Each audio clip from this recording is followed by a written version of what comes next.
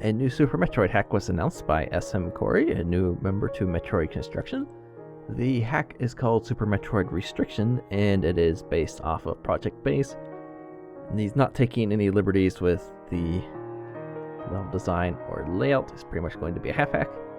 That's obviously based off Project Base, so all the changes occurred with that. And it's basically redesigning all the rooms, and you can take a look at it from the topic on the forum.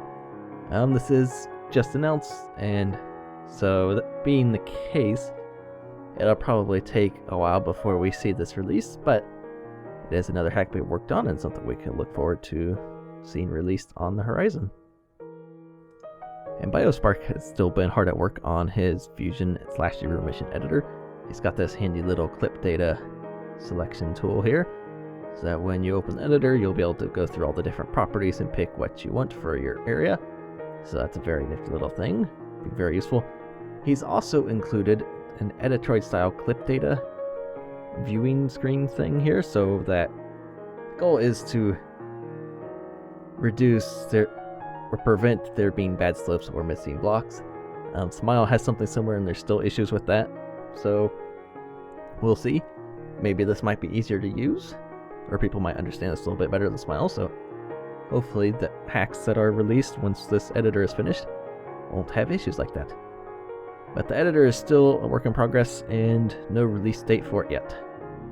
And Grime has decided to abandon some of his other projects just to focus on a couple of his main projects, namely Project Base and Alt-Zebes.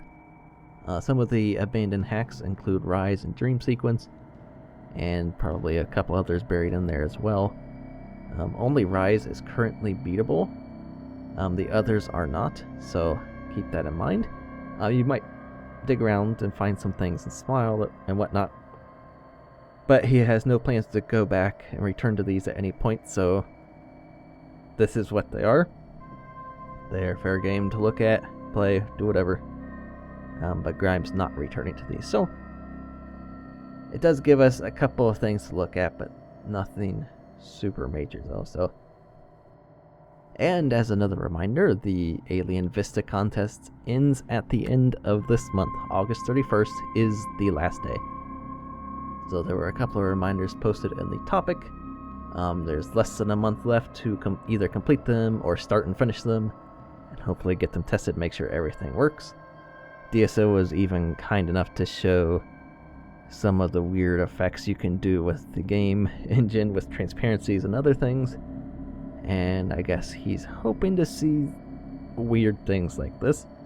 I know myself and some of the other judges are also looking for other things, but again, just a reminder, it ends on August 31st.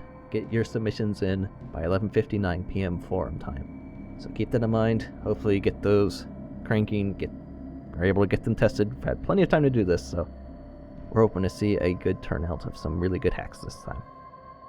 And the other little tidbits of news throughout the month are Drusef is still working on Axial Edition 1.5, doing some further changes to try and improve the hack some more.